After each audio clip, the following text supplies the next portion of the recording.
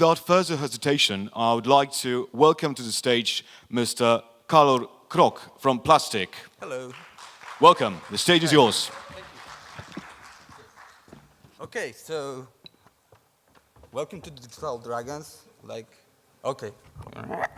Yeah, it should be better now. So, welcome to the Digital Dragons. I would love to kick it off with a quote from Moholy-Nagy. So, it's time to produce a kind of stage activity which will no longer permit the masses to be silent spectators, which will not only excite them inwardly, but we will let them take hold and participate, actually allow them to fuse with the action on the stage at the peak of cathartic ecstasy. So this quote comes from Moholy-Nagy's essay called Theater, Circus, Variety. And it's a very interesting read, mostly because it envisions a vision of boundless theater, you know, where the theatrical space shifts to suit the needs of the show. It tries to explain us how the future of theater will look, you know, and how it will be realized by creation of an experience spanning across all senses. Horatio famously said, "Ut pictura poesis," so it means poetry is like painting.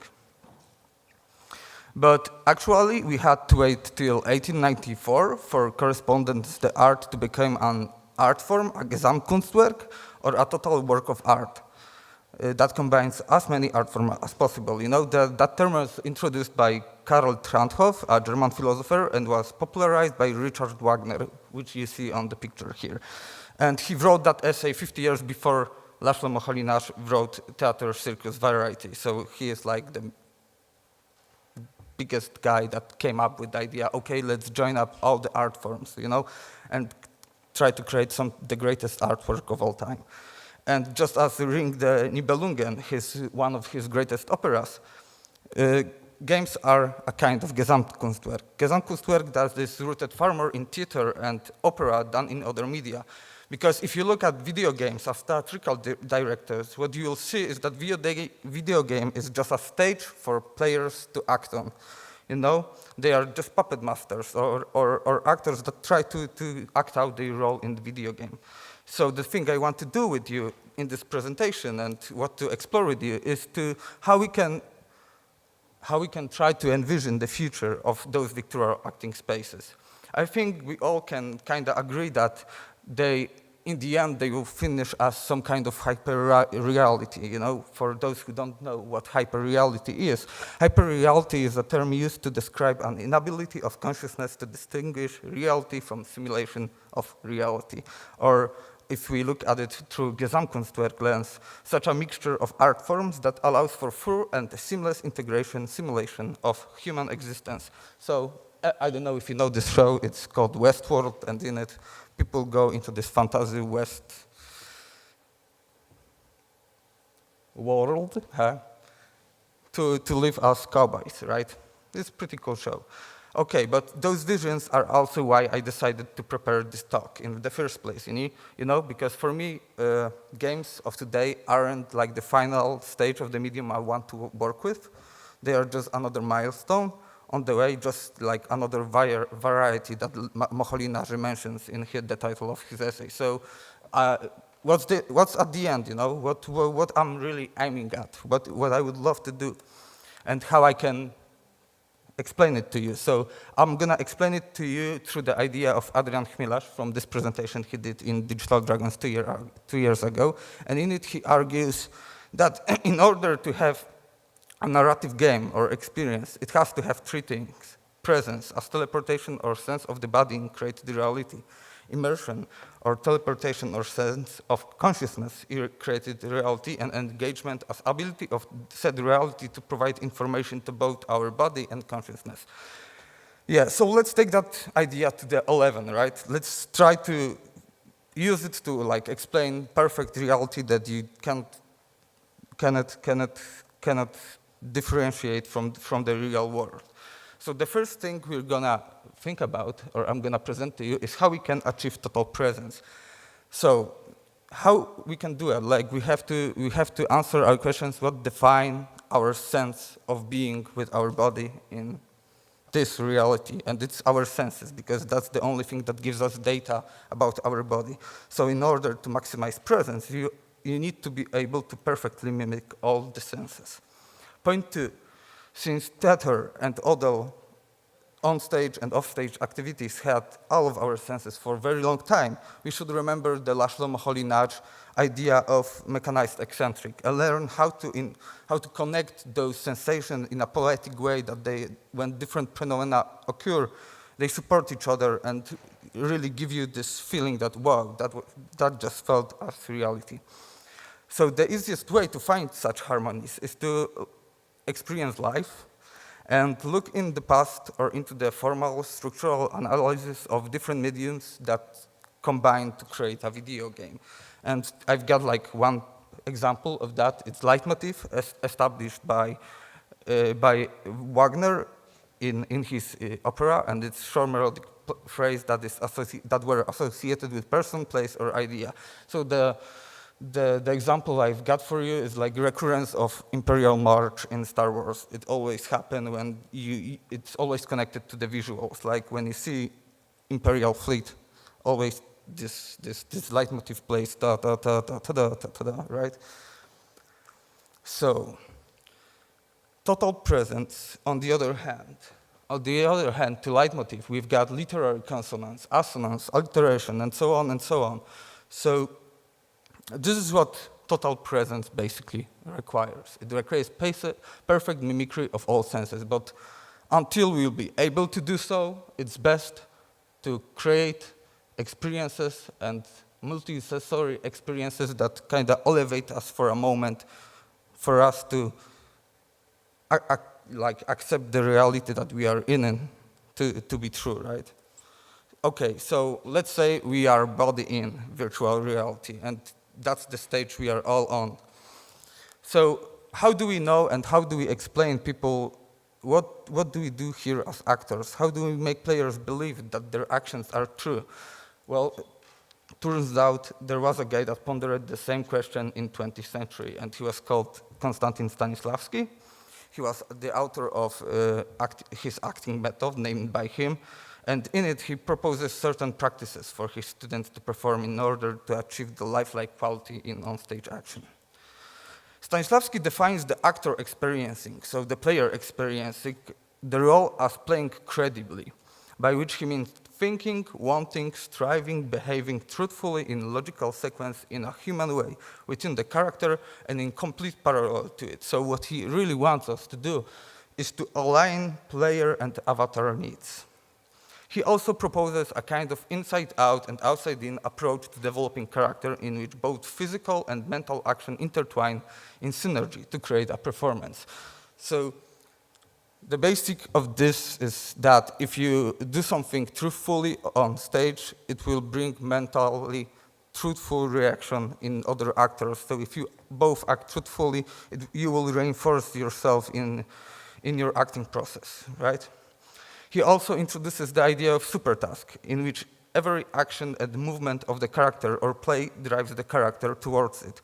What Stanislavski believed is to make it easier for actors to dive into their roles, their characters should have a clear motivation that also corresponds to the overall purpose of the whole theatrical work, you know, some kind of guideline. So I'm gonna show to you like the complete model of Stanislavski method, and I'm gonna explain just the top because the bottom is really, really complicated, and there's a lot to it, you know. The book has like 3 parts for 400 pages each. So basically, what combines into general theatrical sense of self is inner theatrical sense of self and outer theatrical sense of self, so our body and our mind. And through the lines of action, through what we do at the stage, we should achieve the proposed supertask that kind of explains what are we doing in the game, what's the point in all of this, right? So how we can do such a thing in games, you know, how we can try to apply this methodology to video games. And the idea I came with is to like project video game onto the Maslow pyramid of needs.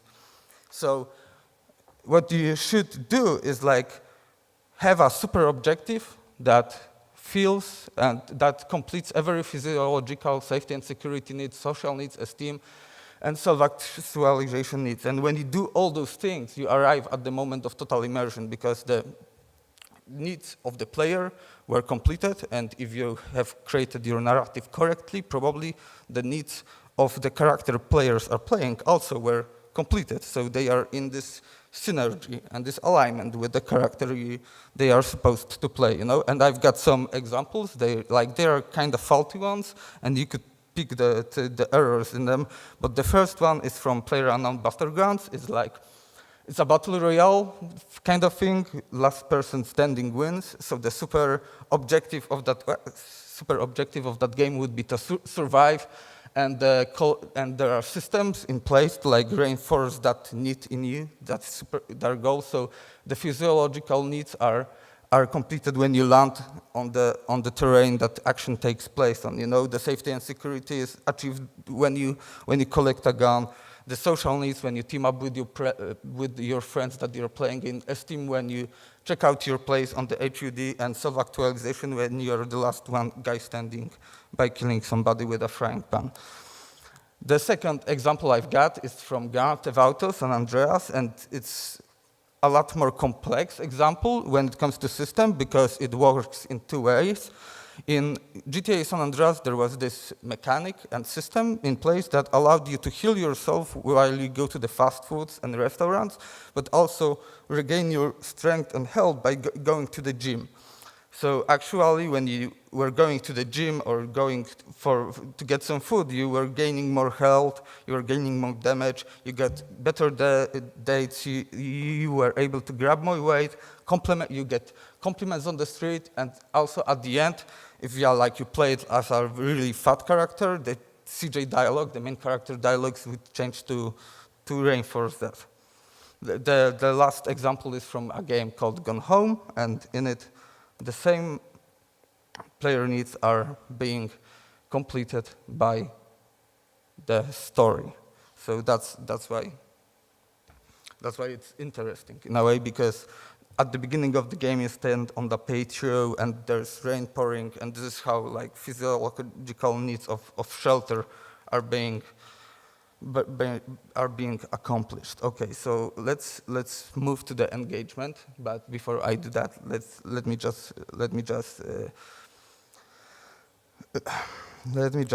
sum up that total immersion basically is created in a moment when your needs are totally aligned to the needs of your character. So let's move on.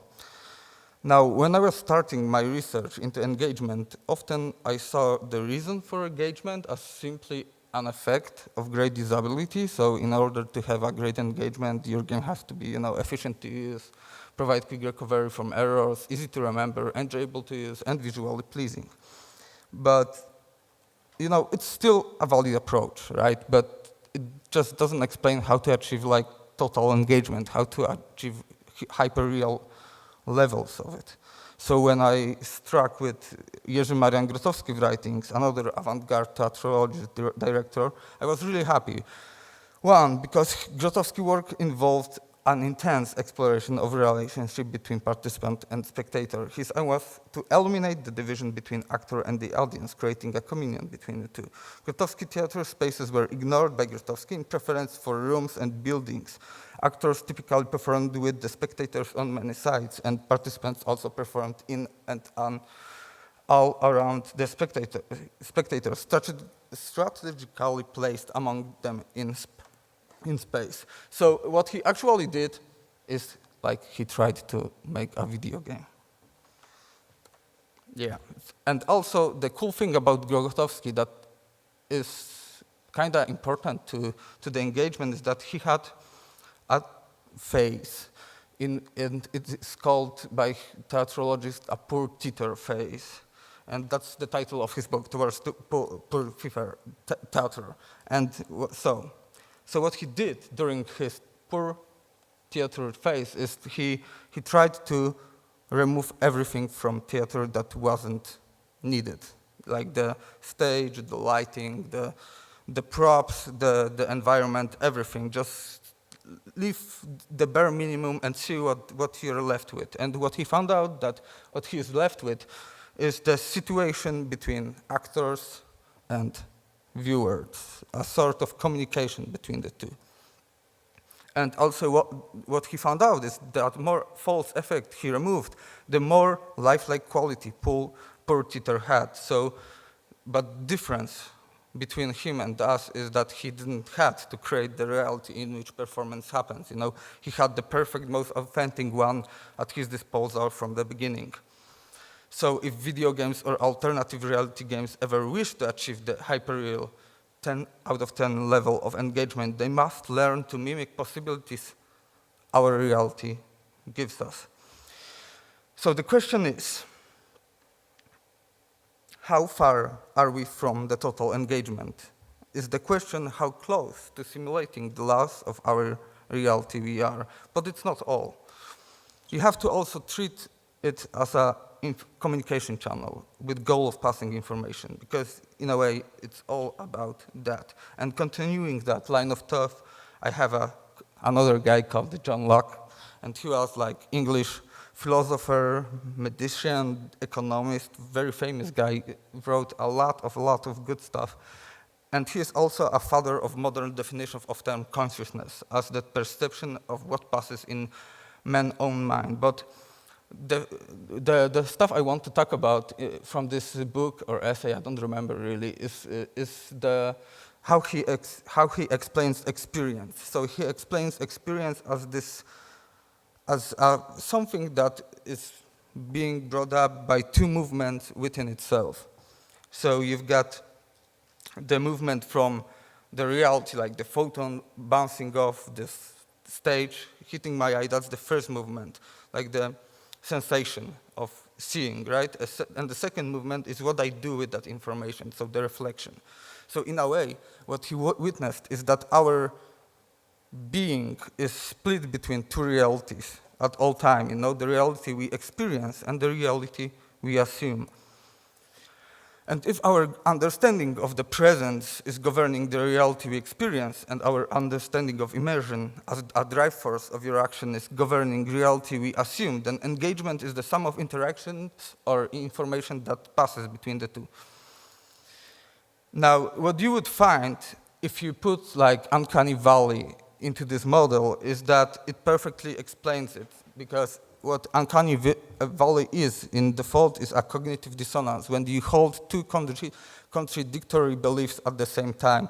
So what happens when you see human and assume that the thing you see acts and speaks like a human, and it doesn't happen, he doesn't act like one, you're holding two contradictory beliefs, like your eyes tell you, dude, he's not totally acting like a human, but your mind is telling you, no, you just told me he is. So you've got a problem there. And games designers, in Poland at least, might know this problem as a symptoid dissonance, connected with the way you simulate the world in which you play. You know, and if you're working with VR, probably you're fighting with it also, because like that's the biggest problem currently when creating VR experiences. Like they are not juicy enough because you assume a lot of things about them. And the main reason for it is what I call reality bleeding effect. When similar to reality sensory experience, make user bring into virtual reality a set of pre-existing assumptions about it. So the easiest example is you put on a headset and you automatically assume that you're human in VR. Why? You could be a dog, you could be a snake. There is no reason for you to assume that. Like it's just your sensory experience that makes you assume that. That shouldn't happen, you know, but it is happening. So total engagement is partially an effect of great disability, can be achieved only by completely simulating the reality, and sometimes when it comes to that, ignorance is bliss, sometimes too much is too much. But the thing is, cognitive dissonance doesn't always, or symptoid dissonance doesn't always have to be avoided. It can be used as artistic technique, but you have to know when to do it. So in 1970, a Russian theatrologist called Viktor Shklovski coined the term defamiliarization, and basically tried to convince people that we should use that feeling as a tool to enhance our seeing, our perception of the show, you know. So if you look at this picture, it pretty much explains perfectly what it all was about. You know, you've got kind of familiar face, but it has 3 mouths, 4 eyes, 3 noses, and it kind of puts you aware. You're aware of what you're looking at, and that's the point, you know. So there's a game actually that uses this as a central device in its narrative, and it's What Remains of Edith Finch. It's a really cool game, but the clue is, and I think that game kind of fails at it, is to not overdo it, or you will lose their engagement, you know, unless you really want to disconnect the player from the experience. Like, that could be the actual choice you want to make if you're talking about really serious stuff. You would want players to be at the distance, to don't feel that the stuff that is happening on the stream is actually happening to them. But, you know, that's not all. In a way that total Gesamtkunstwerk is not enough, you know.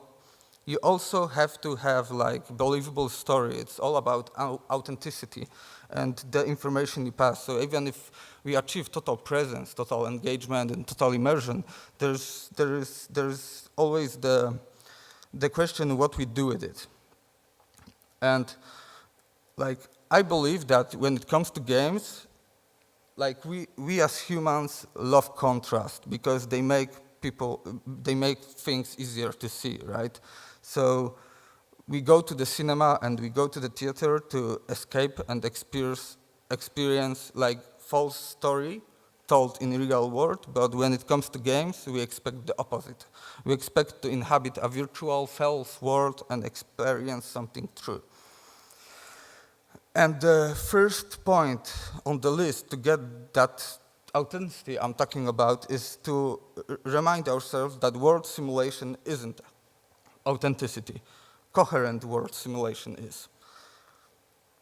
Second thing you should consider when going full authentic on your game is embracing not only the light side, but also the dark side of things, like sensory faults of our bodies or nature of time, right? So, in my opinion, controlled tempo of dialogues and history should be the thing of the past, unless it's the effect of avatar action, right? The player should not feel as the only reason this world exists is him. He should feel, or she should feel, as a part of the world. Point 3, tapping into the knowledge player brings with him into a video game is extremely useful, but it needs to be done in a smart way. So that's why it's really important to take Stanislavski acting method to the heart and use Proteus effect to possible maximum, like shape the performance of the players not only by equipping them with the right props, but also through environment and dramatic situation. Like, all things should affect the player decision-making process within a game, you know? Just make it about him, not the character in a way. And another thing is, through that, you can teach them or fool them to act truthfully to the character and make that role, and make the role in the game what you want it to be. So, and it is really helpful when you are working with like sandbox games or even storytelling games, because if you know what player will do here, you can basically save a lot of stuff, not doing not important stuff. But the biggest obstruction on our way to that is, of course, AI. And my answer to, like, if you want to create authentic world in which people can live in, and you can't do it with AI, drop the AI. Just jump without it, or jump with a part of it that's fine for you, you know? Because people for a long time were very happy with just communicating with each other without the need of the computers, you know? And like, for me, the greatest realization of Gesamtkunstwerk, of synthesis of art to date, is in LARPing community, like live action role plays. When people go to the forest or go to the castle and try to imagine themselves as living in in that reality, as something true. And to find something similar in video games, I played a really lot of Arma 3 with this Polish community called A3C. I played like 1,050 hours of it, so it was a lot.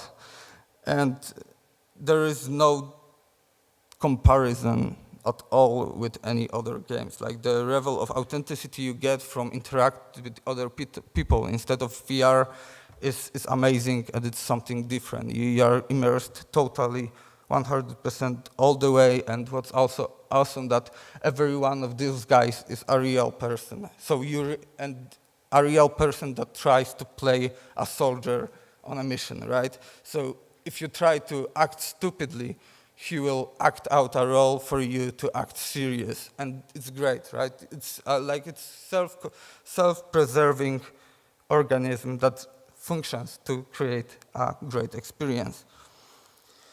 Now, if there is a lesson for you to take from all that, of all those hours that I put into that, is that there is this Nordic LARPing community that came out with very cool manifesto on how you can make LARPing events more truthful and more authentic. And the manifesto itself is called Dogma 99, and in it they propose 10 points, which they call vows of chastity,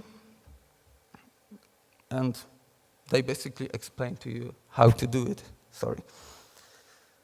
So I don't know if I should read them or you can read them yourself. I'm gonna drink some water.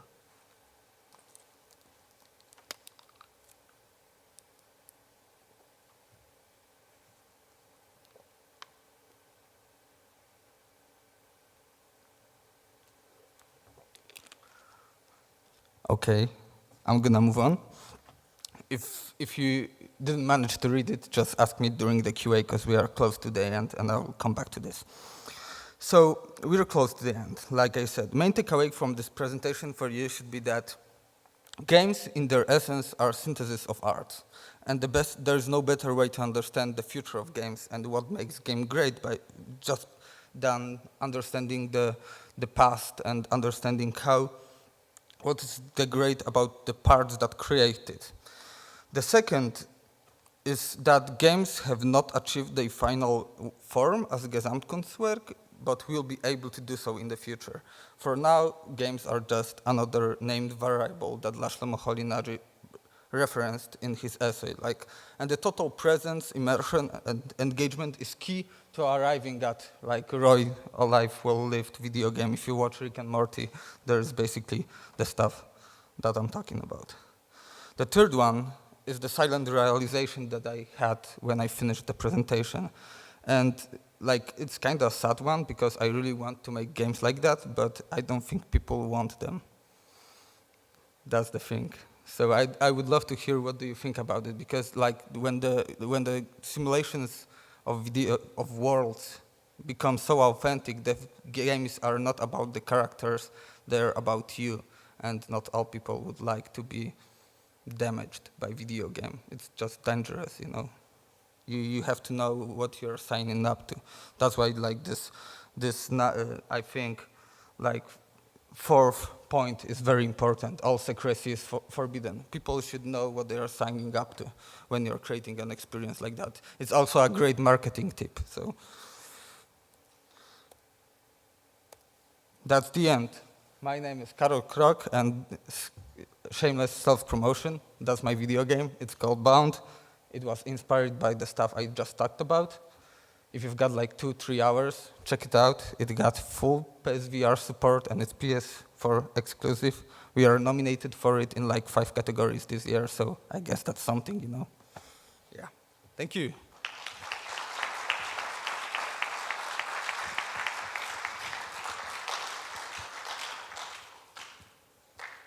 We've got 15 minutes for QA, but I don't know if there will be any questions. If you have any questions, just raise your hands. I will get to you with the microphone. Lovely. Self-explanatory presentation. Come on.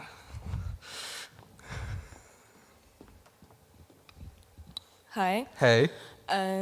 Okay, to explain so you will understand what I'm thinking about and why I'm asking this question. I'm one of designers and course writers of The Witcher School, so I'm Okay. also involved in LARPs. Of what? Sorry, because... The Witcher School. Okay. It's kind of LARPs for adults based on the Witcher, the Witcher story. And honestly, I do not expect that anyone will follow this Nordic LARPs theory. And I, as a lab designer, do not agree with this theory, and I'm curious how it could be useful in, what was your purpose to put it here? Okay, so let's go back to it, and we can talk about all the points. So can you put it? Oh, thank you. So because in video games there's a lot of problems that you can't really control the people that play your game. So you have to have systems or rules in your video game that enforce certain approach to things and certain way that GM masters create the game, game masters create the game. And what's very important about Dogma 99, Voice of Chastity, is there shall be no main plot. The story of the event must be made for each player's character, not the whole. And for me, it's very important because I cannot control the way people will act in video game, but I want them all to have the same level of agency. I want all of them to feel a part of the story, to have the same wave in portraying the story that it's set to happen, And I'm a kind of freak when it comes to truth in video game, right? I love inhabiting false worlds and witnessing something true. So for me, vows of chastity are a great way to accomplish that. Okay, but for example, you've got the fourth point, all secrecy is forbidden. Yeah. And how you want to connect it to simulating reality, because in reality you are not a god, you do not know everything. And for me, as a designer, as a writer, and as a player, it's one of the best parts when it's me who is trying to get to know what's happening, yes, that's why true, people are acting this way, and I know few stories that, for example, in Nordic LARPs, there are situations like this is just a young guy / his secret identity is, but please do not play with his secret identity before the second day. And I think it's a crap, because it's not the way you try to mimic life. Yes, but look at the point number 9. All games mechanics are forbidden. Rule to simulate, for instance, of use of allies or supernatural abilities are not permitted, So I think and superficial action is forbidden. So for me, the point number 4 is about that if somebody wants to know what the event is about, you should tell them. There should be no secrecy if somebody wants to know in advance everything, And what we do when we play together in Arma, what we do is every time we organize ourselves for a campaign, you get this summary of it, what we will be doing. So in a way, I don't know the scenario, but I know the objective, I know the people that will be playing it, and it also affects how I will be playing it, because I can sign up to be in one of the teams. I don't have to play with people I don't know. I can play with people I like to play with. And it boils down to creating a system that really democratizes the whole LARPing process, I understand that for you it's very important as a LARP creator to get your point across, but for me as a game designer, it's kind of opposite. I don't want to get my point across. I want for people to get their point across through my game. No, you see, I'm just trying to, because I agree with some of these points, but I'm trying to find a point where those two knowledges, I mean the game designer knowledge and the LARP creator knowledge could cross, meet, and exchange experiences. because for sure all those two media are totally different. We are playing, for example, in real life, like the time is real, we can't change the time. Yeah, I know, and that's great. Sometimes it's not helping, sometimes is it. Yes, but like that's the greatest part about it. It's authentic. Like you have to, how do you call it? Improvise. Yes, that's the word. You have to improvise. And that's the greatest part. Like when we play our Arma scenarios and there is like this GM kind of controlling, doing the AI job. Like the AI is not able to control 3,000 units at the same time and like move them around to reflect our movements as players, you know. So we have this guy that governs that and that plays against us in a way, that controls the scenario. So, and the best moments are when you do something stupid and the time passes and the GM knows the time passes and he doesn't fuck around, you know. He forces you to improvise, and that's the best moment because it brings the authentic part in people. You stop playing the character you're going it and acting all badass, and there happens this cool moment when you are there and you're yelling at your kind of friends as yourself, you know. You're there and the situation completely compels you because you feel that, and that's another thing about Arma, like it's very perma-defy game, like one bullet and you're done and you don't play for the rest of the scenario. So the death in the Arma is something serious. Like if you die 15 minutes into the scenario, you're done. Like you can go and grab a coffee and watch other people play, but like you're done for the night, you know. So it's really interesting because it brings a whole other part to gameplay experience. Like games tend to ignore fail states. Like the fail states in games aren't really serious, you know. And I think that that's something that we should change. Yeah. But don't you think that there are just different kinds of games? Like here we are Absolutely. Like mostly discussing games with plot when you're trying to be a character. It's not a game just for click and point and shoot and kill everything. Yes, I agree. And you know, our sessions in Arma aren't about point and clicking and killing. They're about being together in that situation. So it's about the stories we tell ourselves. You know, I tell a story to a guy I'm playing with, and he tells a story of himself to me. So we are totally fine with sitting for 4 hours in the bushes and talking about what we did last week as something we did before we were in the army, you know. So there's like this funny formula. If you want to talk about your real life, you just tell, oh, you know, before I enrolled, I went to the cinema with my girlfriend, and it was awesome, you know. Or if you need to go away from the computer, you always stay in the character, and it's great, yeah. But I get your point. Like I get your point that narrative games are hard to be made when one or more person, like 2 person, is included. And I mean, it's doable. We tried that, and it kind of works. But yeah, we'll see what happens. Any more questions? Questions? Hello. Oh, cześć Bonsai. Hello. That's my boss. So I think that your discussion is the best part of this presentation. I will add something.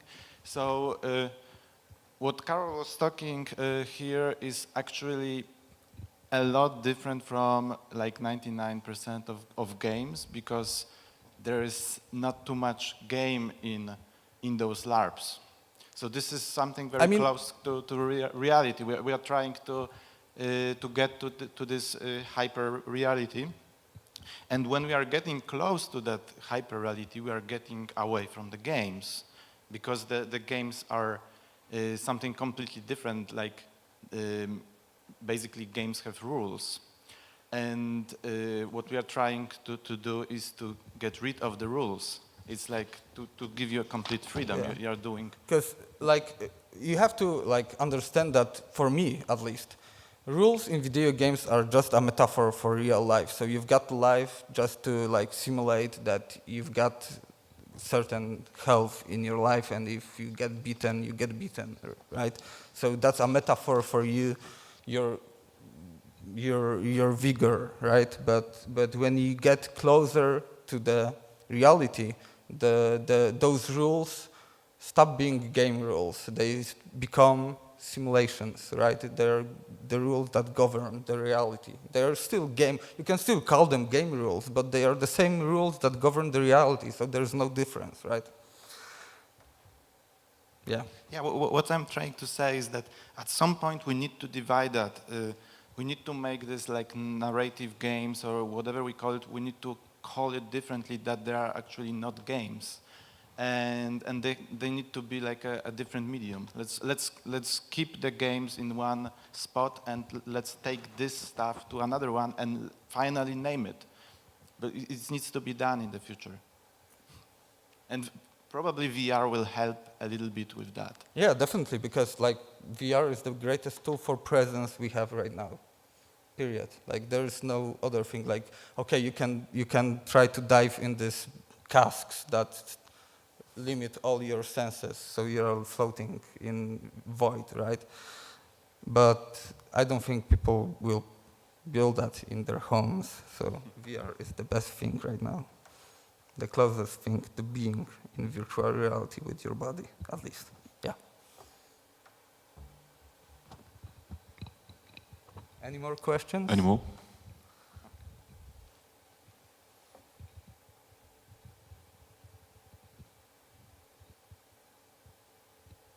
Okay, I guess I'm finished. Thank you again. See ya.